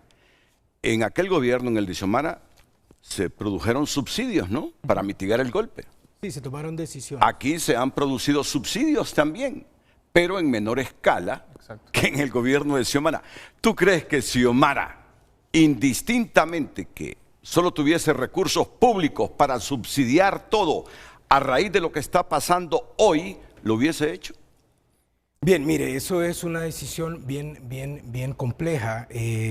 Obviamente es pensar sobre un supuesto. Yo lo que sí le puedo decir en economía es que es importante la toma de decisiones. Mire, en economía uno tiene que tomar decisiones en base a datos. Si usted en economía toma decisiones en base a temas políticos, va a tener una consecuencia. Obviamente las decisiones tienen un carácter obviamente político. Pero, por ejemplo, si nosotros miramos el esfuerzo que hizo la administración anterior en temas de mantener los precios de los carburantes, solo con una pequeña diferencia. Recordemos que la guerra de Ucrania, eso fue temporal, duró un año. Este problema se está volviendo más profundo. Complejo, mucho más complejo y mucho más profundo, porque ya sobrepasa el tiempo. Entonces, eso es sumamente Me estás complejo. diciendo que este gobierno no tiene la capacidad, por la realidad económica y financiera de Honduras, de seguir subsidiando carburantes al estilo Xiomara Castro, porque no habría dinero para otras cosas que también el país necesita, pagar salarios, hacer esto, hacer lo otro. Cuando uno analiza los impuestos cuando uno analiza este tema de carburantes y especialmente los impuestos en una economía como la nuestra, hay una tendencia de las autoridades a cobrar estos impuestos porque son los más fácil de recaudación. Sí. Eso es una verdad. Segundo, hay que ver qué está pasando con las finanzas públicas, porque fíjese que si bien es cierto en el gobierno anterior hubo un esfuerzo en términos de tratar de manejar un poco los precios, pero también cuando uno se va a las finanzas públicas y empezamos a ver el tema del gasto tributario, y si nos vamos justamente al tema de hidrocarburos, pasó, si no mal recuerdo el dato, de 2.000 millones a 4.000 millones. Entonces, ¿cómo le afecta eso? Eso le afecta en el tema del manejo del presupuesto, le afecta en el tema de manejo de deuda. Y aquí voy a decir algo que en economía es bien importante. Mire, cuando uno ya tiene contabilizado, porque el tema del impuesto a los carburantes es un impuesto de volumen. Eso hay que decirlo, es un impuesto al volumen. Pagamos por cada galón de combustible que consumimos, no por precio. Entonces, como ya está previsto en el presupuesto, entonces usted ya tiene que con eso va a financiarse estas actividades y ahí se genera lo que en economía se llama yo no puedo mejorar a alguien, es decir, yo no puedo hacer un sacrificio en términos de mejorar el precio de los combustibles sin pensar a quién voy a sacrificar, porque es algo que ya está previsto. Y tiene que sacrificar a alguien. Y tiene que sacrificar a alguien. Ahora, si usted me dice, si a mí vienen y me dicen, miren, vamos a reducir los impuestos y esta reducción de impuestos sale efectivamente de este plan de austeridad, de ahí yo le digo, mire, con todo el gusto del mundo yo le digo, dele. Pero si no es así... ¿Tú crees que este gobierno esté dando muestras de austeridad, Efraín? Renato, lo que el pueblo hondureño está pensando es en comer. Hay un estudio que en Consulting HNL hemos levantado, que es la quincena del hondureño. Al hondureño solo le dura entre 10 a 11 días la quincena, y eso es antes de la guerra entre Estados Unidos, Israel e Irán. Y el 45% de los hondureños tenían que sacar préstamos personales para cubrir el resto de la quincena o el resto del mes. Yo considero que al hondureño le interesa lo que es el juicio político, le interesa lo que es el riesgo país, le interesan lo que son reservas internacionales, le interesan todo lo que esté pasando en la economía, pero al hondureño lo que hoy le interesa, le importa como tal, la prioridad es empleo, es tener comida y salud en sus hogares. Solo tomo esto y con esto termino, prometo no seguir abusando. Entonces, si el gobierno no tiene la capacidad de controlar el gasto en términos de lo que gastamos cada uno de los hondureños por el tema de costos, entonces deben de hacer exactamente lo que Efraín dijo. ¿Cómo generamos un ambiente adecuado para mejorar la posibilidad de generación de ingresos de los hondureños? Ese debe ser el reto, porque ya sabemos que en temas de carburante no lo vamos a controlar, nosotros no producimos. Somos precio aceptante, se llama eso en la economía. No tengo ninguna manera de poder afectarlo. Entonces, ¿qué tengo que hacer? Ser eficiente en la prestación de bienes y servicios públicos. Y aquí, a puertas de una nueva administración, donde hay nuevos equipos de gobierno, ¿verdad? Donde sabemos que va a haber una curva de aprendizaje que esperemos que sea la más corta posible, el gran reto de la actual administración es cómo todo esto que se ha dicho se traduce en una mayor eficiencia en la prestación de bienes y servicios públicos que mejoren la competitividad y disminuyan los costos de bolsillo del hondureño. ¿Tú crees que Tito ha hecho una buena gestión en cuanto a subsidios por esa guerra en el Medio Oriente? ¿O tú crees que fue más sensible Xiomara que Tito en ese aspecto? Aún y con los sacrificios que hizo en otros sectores. Bien, mire, como yo le decía al inicio, nosotros todavía no, en algunos carburantes no experimentamos precios históricos. Yo creo que sí hay un tema, pero mire, le voy a dar una medida, porque yo no quiero hablar tanto de subsidios e impuestos, porque eso es sumamente complejo. Le voy a dar una medida que nosotros en FOSDE hemos propuesto. Fíjese que lo que nosotros pagamos por volumen de combustible son 99 centavos de dólar. Entonces, nosotros como FOSDE hacíamos una propuesta. Nosotros decíamos, ¿por qué en este periodo de emergencia no se toma una decisión de, en lugar de estar pagando dólar, ¿por qué no se tasa en lempiras a un tipo de cambio específico que ya me garantice que voy a tener los ingresos necesarios para que ya tengo previstos en el presupuesto? Fíjense que yo tengo un dato aquí y solo por, si me permiten tratar de buscarlo, por diferencial cambiario, nosotros hoy en día del precio de bomba, la diferencia desde el que tomó posición el gobierno a hoy son 17 centavos de lempira, solo por diferencial cambiario del dólar con respecto a los 99 centavos que se pagan, digamos, de la gasolina super. Ahí en el gobierno anterior también se tomó una decisión de disminuir esos montos de impuestos, ¿verdad? Que fue bastante significativo. César, yo sé que tú tienes temas específicos y aquí tengo las preguntas para ti. ¿Tienes alguna opinión de todo esto que estamos hablando? Bueno, creo que esto también pasa por una serie de valoraciones de la realidad contextual que puede estar viendo el país, y ya que hablamos un poco de cómo sanear pues, ese ejercicio del gobierno a responder a estas necesidades que pasan por esa visión financiera o presupuestaria del Estado, hay que recordar también que se implementaron medidas que tenían como concepto la reactivación económica del país. Y ahí es donde entonces nos ponemos a pensar, dónde se encuentra ese contraste entre el discurso y la realidad de los resultados, porque cuando se plantean estas propuestas por parte del gobierno, pasan por una característica que es pues generar un reordenamiento de la administración pública y por lo tanto también de las finanzas. Y si ese reordenamiento de las finanzas fuese una realidad, eso permitiría entonces que se pudiesen generar una mejor visión hacia la eficiencia de la inversión en el gasto público y con eso satisfacer todos estos puntos que ya nos había señalado Mario, y eso podría permitir que el gobierno entonces tenga un margen para poder mitigar estas circunstancias que hoy estamos viendo como un problema sin solución. Para los dos, ¿qué rescatan de este gobierno que les permita tener esperanzas? Que si hace ajustes y algunos cambios, los 4 años que prácticamente están ahí, si solo van 3 meses, esto puede mejorar. Mire, yo lo veo y quiero aclarar. Los 100 días no dicen ni que todo está bien, ni que todo va a terminar absolutamente mal. Eso es la hoja muy buena de ruta. expresión, Muy buena expresión. Oportuna reflexión. ¿Escuchaste, Palma? Sí. Repítela, por favor. Que los primeros 100 días no hay que verlo como que todo está bien, pero tampoco todo está mal o todo va a terminar mal. Esta evaluación, más allá del análisis que estamos realizando el día de hoy, y seguro muchos medios de comunicación y analistas lo van a replicar, va más enfocado en ver cuál es la ruta del gobierno, hacia dónde va el gobierno de manera positiva, hacia dónde el gobierno se está equivocando o no está accionando, y es momento de recordarle y en función de eso el gobierno puede accionar. ¿Qué rescato yo? Y lo voy a ver más desde la perspectiva macro y justamente por el dato que miraba ahí del tema de la inversión. El buscar esa reactivación económica en función, 1, de generar la seguridad jurídica a través del Congreso Nacional. 2, de aprovechar las relaciones con Estados Unidos, aprovechar, por ejemplo, que eso es un mecanismo también de seguridad jurídica, el haber vuelto al CIADI. Y 3, estar hablando con inversores, 1, inversores que ya están instalados en Honduras para que reinviertan esas ganancias, porque en los últimos años muchos de ellos nos decían, yo ya solo estoy trabajando con lo que tengo. El excedente o las ganancias las estoy guardando o las estoy colocando fuera.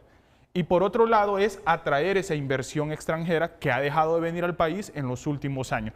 ¿Por qué, Renato? Porque eso es empleo, eso es desarrollo, eso es acceso a vivienda, eso mejora el acceso a servicios y por lo tanto mejora las condiciones de vida y la calidad de vida del ciudadano hondureño. Entonces, para mí, que sigan focalizando y potenciando ese tema, sin olvidar, obviamente, darle respuesta directa a la ciudadanía, porque eso va de la mano, pero hay que darle respuesta directa a la ciudadanía, pero focalizar, enfocarse y sobre todo tratar de explotar y dar resultados en el corto o mediano plazo en esos temas de inversión. Ok, muy bien. Y para ti, Efra, antes de irme a la pausa y después vengo a hablar de materia anticorrupción, que sé que ese es el fuerte de nuestro querido Consejo Nacional Anticorrupción. Por lo visto hasta ahora, ¿hay alguna esperanza en que vendrá un mecanismo internacional anticorrupción o no lo necesitamos? Ahí están creando algunos proyectos para desde adentro combatir la corrupción. ¿Cree en eso el CNA? Yo sé que el Procurador General de la República trabajó en el CNA y he visto reuniones de Gabriela Castellanos con el Procurador General de la República. ¿Basta eso? ¿Tú crees que hace falta más? Ya, después de la pausa, porque para mí esto es fundamental. Y Efraín, si dentro de un año los indicadores siguen igual, ¿qué de lo hecho en estos primeros 100 días habrá fallado? Pareciera pesimista, pero no, yo quiero que esto mejore. La estrategia, la ejecución o las prioridades. Si hay alguna fallita, algún ajuste, algún movimiento de tuerca de Tito Afura, si esto sigue así, no hay mucha claridad, no hay mucha claridad. Sí hay indicios que nos permiten tener esperanza, pero hay otras cosas que nos aplacan, que nos reducen esa esperanza. ¿Crees que algo está fallando, la estrategia, la ejecución o las prioridades? Viendo lo que ocurre en estos primeros 100 días. Renato, hoy es el día 99 de la administración actual. Ya entre todos el común denominador es que es poco tiempo para dar algunos resultados. Sin embargo, hoy en el día 99 todavía no tenemos un diagnóstico del Estado. No sabemos cómo recibió la administración del presidente Narri Afuera. Excelente, muy bueno. Y no tenemos un norte para cada estrategia que se debe de implementar en materia de educación, salud, empleo, entre otros. Entonces, lo que más me preocupa a mí, como ya lo dijeron sus panelistas, todo lo que se puede medir se puede mejorar, pero lo que no se puede medir es imposible mejorarlo. O sea que sin diagnóstico es bien difícil acertar qué es lo que se debe corregir. Necesitamos un diagnóstico completo de qué es lo que está sucediendo en las instituciones del Estado, cómo la recibieron, y de ahí partir con una serie de medidas como lo hizo Franklin Roosevelt desde el 4 de marzo de 1933 para dar los mejores resultados en corto tiempo. ¿Y qué tal le fue a Franklin después de esas decisiones tomadas en los primeros 100 días? Es el único presidente de los Estados Unidos con 4 mandatos. Él se murió en el 4º mandato. Es por eso que de ahí la enmienda para que solamente duraron 2 mandatos los presidentes. Y si seguía vivo, iba al 5º. O sea que cuando hay voluntad y si llega vivo se va al 5º. Cuando hay voluntad, se tiene un equipo de gobierno inteligente, enfocado, comprometido, enfocado, sí pueden haber cambios o indicios de cambio en los primeros 100 días. Sí. ¿Coincide? No, de acuerdo. De acuerdo. ¿Tú? De acuerdo. Hay 2 deficiencias ahí que son importantes. Una es la falta de una visión de país. Y la otra, un punto que Efraín mencionó que es muy importante, nosotros en FOSDE lo hemos tomado y ojalá que no se vuelva a repetir, es la falta de una transición de gobierno. Mire, eso es sumamente importante. Horrible. Y los hondureños nos merecemos algo más. Eso se debería de colocar dentro de la ley. Debe ser de la obligatorio. administración pública, una disposición que incurra en responsabilidad penal, civil o administrativa, no tanto administrativa, la persona que no busque o no genere esa transición. Y rápidamente, Renato, 30 segundos. Un poco lo que decía Efraín, y le decía muy bien porque es algo que nosotros hemos estado hablando, ¿no?, en algún momento y solicitando hasta cierto punto. Ese informe de la situación, decimos nosotros. Cómo entregó libre los 4 años de gobierno. Y mire, y no solamente desde la perspectiva de, porque nosotros tenemos datos y sabemos cómo está. Es más desde la perspectiva de comunicarle a la ciudadanía hondureña, y si lo piensa, porque a mí me gusta siempre hacer la ponderación desde los 2 lados, Si lo piensa políticamente hablando, eso es una bocanada de oxígeno para cualquier gobierno. Lo hizo Libre en su momento, lo hizo Redondo en los primeros 100 días del Congreso también en aquel momento. Y en función de eso comunicarlo, que ese es otro tema, yo creo que usted estará de acuerdo conmigo. El gobierno, desde mi perspectiva, tiene un serio problema de comunicar, porque hay cosas que, si bien es cierto, son positivas, otras son más o menos y otras no se están haciendo de la mejor manera, pero es cómo comunicar esas cosas positivas, porque si no todo se encierra y todo se engloba en lo negativo, que también muchas veces opaca esas cuestiones positivas. Fíjate que todo lo bueno o lo malo, claro, este gobierno no va a destacar mucho lo bueno que hizo Libre, porque así es la democracia en Honduras. Va a destacar lo malo, sale a cuentagotas. En un ministerio que Libre hizo esto, en otro ministerio que Libre hizo esto, en otro ministerio que Libre hizo esto. Pero no hay un informe de eso. No hay un informe. Y yo, sinceramente, en América Latina no recuerdo un gobierno que al asumir el poder no diagnostique a la gente cómo estamos y qué nos dejaron los que nos gobernaron. Porque, por favor, Libre tiene que aceptar. Libre tiene que aceptar. Todo gobierno hizo sus cosas bien. Que tuvimos más expectativa de Libre que los resultados. Y Libre falló en comunicar también. Y porque tuvo sus cosas buenas, pero se centró más en confrontar, en atacar, en la reelección, en la reelección también y tirar todos los esfuerzos ahí, y dejó de visibilizar algunas cosas buenas que había. Mira, yo quiero priorizar ese asunto de la corrupción. Sinceramente está dando muestra la administración Asfura que quiere combatir el peor de los flagelos que tiene Honduras. ¿Qué piensa el CNA? Después de la pausa, César Espinal.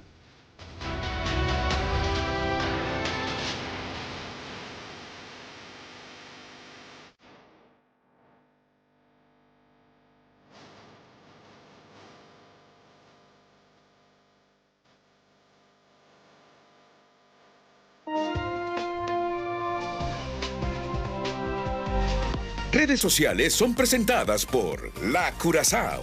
Regalos listos para mamá. Encuentra aquí el regalo que mamá merece. Participa y gana muchos premios para mamá.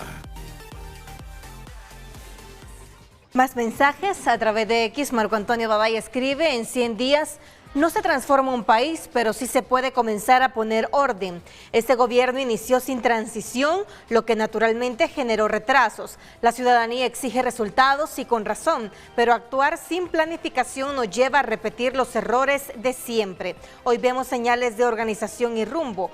Confiamos en que en los próximos meses ese orden se traduzca en resultados concretos para el pueblo hondureño. Roberto Ramírez opina: el problema es que solo en los 100 días las cosas han empeorado. Seguridad, salud, inversión, precios, etcétera, han cometido muchos errores. Deberían reevaluarse y ser sinceros con la población de cuáles son sus verdaderos objetivos, porque al parecer mejorar el país no lo es.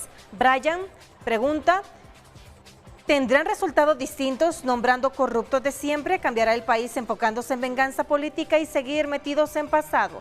¿Cambiará cuando en vocabulario de cachos y algunos sucios cheles como Calix y Segura no aparece la palabra anticorrupción? Marco Valenzuela opina: una consulta con guante blanco, sin crítica y mediática, para que no le caiga tan duro. En 100 días hay familiones, gente con procesos judiciales tomando decisiones, gente en cargos con demandas contra el Estado, etcétera. Así es la víspera, pues ya se imaginan la fiesta. Ronnie opina: buenos días, Renato, estamos locos si creen que el desastre que dejó Libre se repara en 100 días. El golpe al Estado, aparte de que no entregaron ni hicieron la transición, ha sido un atraso de 40 años que retrasaron el desarrollo del Estado. Gracias, sigo opinando a través de las redes sociales.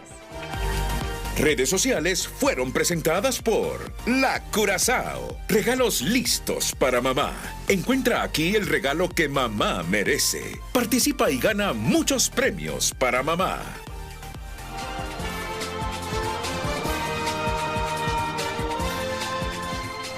César Espinal, ¿tú crees que hasta el momento se han hecho cosas para convencernos que se quiere combatir la corrupción?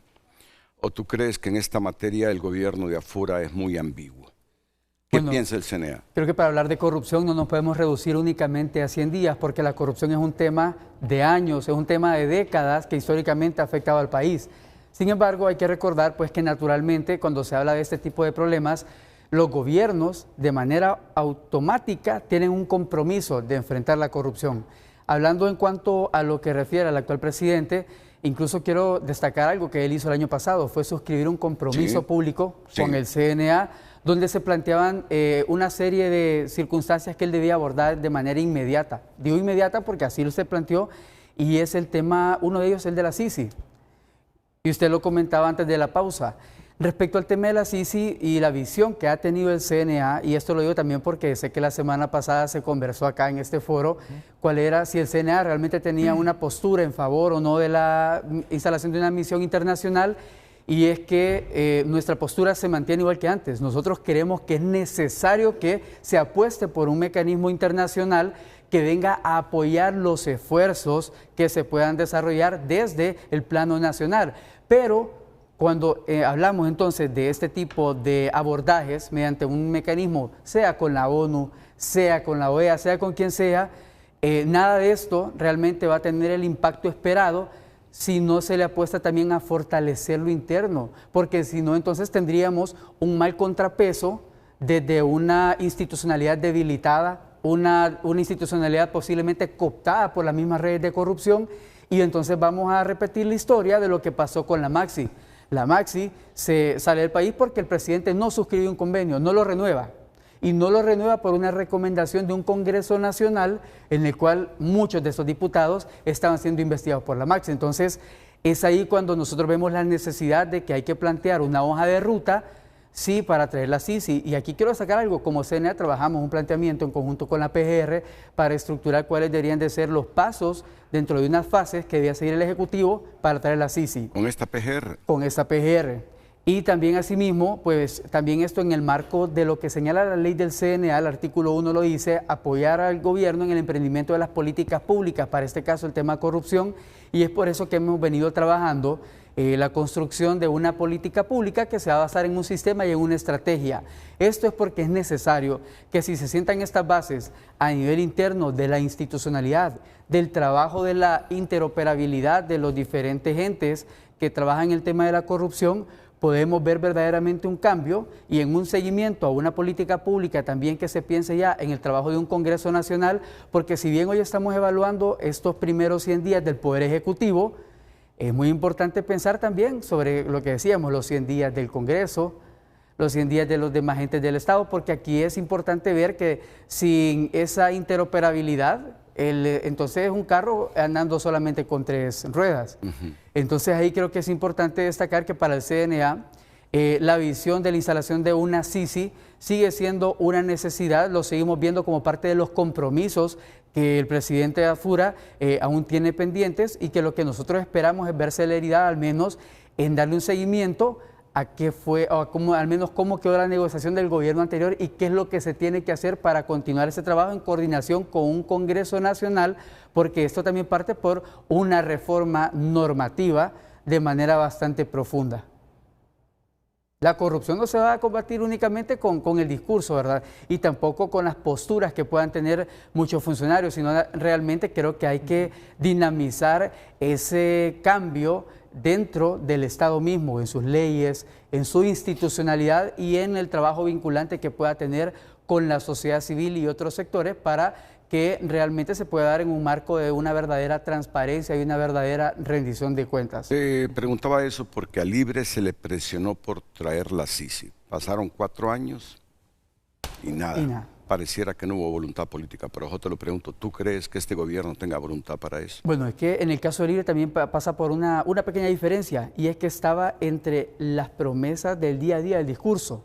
En este caso del presidente Afura, pues no ha sido el mismo tono respecto a hablar de la CICI, sí lo plasmó en el compromiso del CNA, pero no está, por ejemplo, creo, en el plan de gobierno. Entonces, ahí la presión pasa más por la necesidad de país y no solo por verlo como un tema del discurso político que haya tenido el presidente Afura, sino realmente por la visión que podemos tener, y es que estamos llenos de diagnósticos, Renato, estamos llenos de diagnósticos, y aquí lo que realmente le estamos apostando es que se empiecen a dinamizar las acciones para que estas se puedan traducir en resultados en el corto, mediano y largo plazo.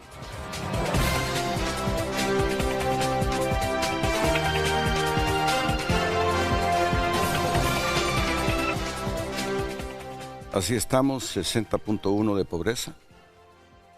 Corrupción, 22 de 100. Cada día bajamos, 22, 20, 18. Desempleo hasta el 6.14%. Déficit comercial alto. Homicidios, 23.2. Alta dependencia de remesas, 27% del PIB. Nuestro país sigue con problemas estructurales graves sin señales de mejora inmediata, pero para eso son estos programas, para concienciar. 30 segundos para cada uno. Yo voy a aprovechar más el espacio, Renato, el programa y el periodista mayor visto en el país, para hacer una invitación. El sistema informativo más grande del país, Televicentro, Emisoras Unidas y tunota.com, han preparado el especial Gestión y País, un recorrido por las principales acciones ejecutivas en los primeros 100 días de gobierno. Mañana miércoles, 6 de mayo a las 8 de la noche. 10 segundos. Mensaje telegráfico. Realmente, el tema de la estrategia anticorrupción no es una prioridad al parecer. No sabemos la claridad en función del rol de la PGR y cómo se va a construir, ¿no? Pensando en un gobierno anticorrupción. César. Los desafíos son bastante grandes y creemos que las acciones deben estar a la altura de estos desafíos. Y bueno, nos queda pues seguir dando el seguimiento y la exigencia del gobierno. Palma.